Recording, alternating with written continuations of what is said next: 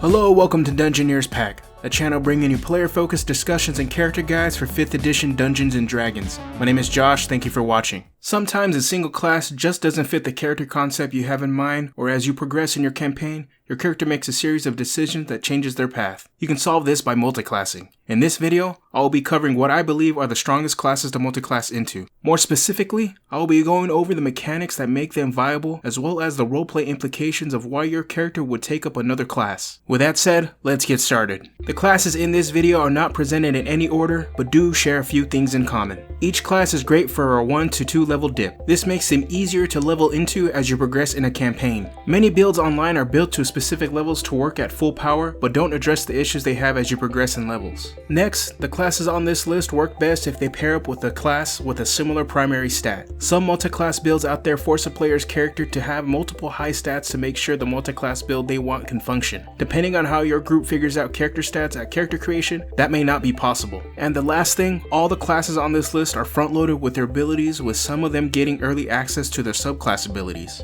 First up on this list is the Fighter. The Fighter is one of the easiest classes to dip into, with one of the best abilities in all of 5th edition. In order to multiclass in the Fighter, you need a 13 strength or dexterity, and for many classes, hitting that 13 dexterity is a piece of cake. Dexterity dictates very important calculations like armor class and initiative, so many times if dexterity is not the primary stat, it usually is the second or third highest choice. Now, when dipping into Fighter, there are a couple ways to go about it. If you are a spellcaster trying to go with a melee spellcaster build, it is often recommended to start off with at least a level of Fighter to obtain proficiency in Constitution to help maintain your spell concentration. If you are a martial class wanting to add some of the Fighter's abilities to your build, it is recommended to dip after you obtain extra attack at level 5 so you can maintain your damage per round. When multiclassing into Fighter, I recommend for most builds to take 2 levels. Now let's look at the abilities we get when multiclassing into Fighter for 2 levels. At level 1, we get proficiency with all armors, all weapons, and shields. These proficiencies come in handy for a variety of melee spellcaster builds, boosting your armor class. The armor and weapon proficiencies make class with some of your core class features, so keep that in mind. For example, wearing armor as a barbarian or monk negates your unarmored defense ability. Let's take a look at the main mechanics that make multiclassing into Fighter worth it. At level 1, we get to choose a fighting style. For martial classes, this adds another fighting style option. Choosing a fighting style is dependent on your build, but to play it safe, taking the defense fighting style to add another point to your armor class is always a solid choice. The next ability is Second Wind, which we won't do much with if we are only going 1 to 2 levels deep into Fighter. We regain 1d10 plus Fighter level worth of HP as a bonus action, which can keep us in the fight a little longer if needed. The reason we want to dip into Fighter comes in at level 2 for the Action Surge ability. Action Surge is a free action to activate and lets us take another action on our turn. For martial classes, that usually means more attacks. For spellcasters, it can lead to more spells casted than usual, but there is a caveat. If you use your action or bonus action to cast a first level spell or higher, the only other spell you can cast is a cantrip. For example, let's take a bard with Action Surge. They can cast Vicious Mockery as an action, Healing Word as a bonus action, then use Action Surge and are able to cast Vicious Mockery again. The reason Action Surge is so powerful is because it breaks the action economy in combat. If you multiclass into any class, think of the roleplay implications that might have on your character. With the Fighter, it is a lot easier to justify when compared to other classes. Maybe you were a trained soldier, guard, or gladiator prior to your adventuring life. Another option would be to have your character pick up some skills from your teammates. During downtime, maybe you and the party's fighter or another martial warrior train you to pick up some skills. The next class on this list is the Cleric. Multiclassing into Cleric requires you to have a minimum of 13 to your wisdom score, but offers a whole lot by taking a single level. Unlike most classes, Clerics get access to their subclass from the get-go. Taking that 1 level dip into Cleric gives us access to all their level 1 spells, 3 cantrips, light and medium armor proficiencies, and all the abilities from our subclass choice. The subclass choice for a Cleric dictates their entire role in a party, which offers anyone wanting to multiclass a variety of options that mechanically and thematically fit. When taking a level dip into Cleric, there are 2 mechanics that make it worth it. First is spellcasting. As previously stated, Clerics get access to all their spells. They are only limited by how many they can prepare per day. This makes them super versatile. On top of that, their subclass expands their spell list, and those subclass specific spells are always prepared. Just to name a few spells that are great to have in your arsenal are Bless, Command, and Healing Word. The next mechanic that makes Clerics one of the best multi-class choices is Divine Domain, which is a fancy way of saying subclass. The subclass choice at first level will provide additional spells, new proficiencies, and sometimes a new ability. Each subclass specifies a Cleric's party role, so when multiclassing into a Cleric, from an optimization standpoint, choose a subclass that supports your main class. For example, the Knowledge Cleric gets proficiency and expertise in 2 of the following skills: Arcana, History, Nature, or Religion.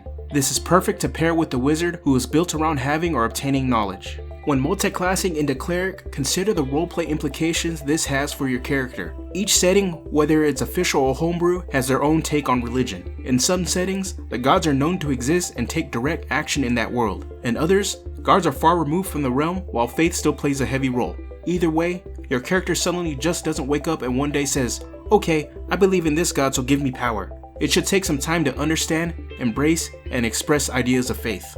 When it comes to your character making the leap into Cleric, consider how much of a role the faith and its ideas will influence or change your character's decision making. Also consider your character's relationship with the god or religion. Is that relationship direct or indirect? This could lead you to choose a faith that's not mechanically optimal as suggested prior, but that's okay. Making a choice to multiclass into a Cleric based off of role-playing will still provide your character with a ton of options that you will benefit from mechanically.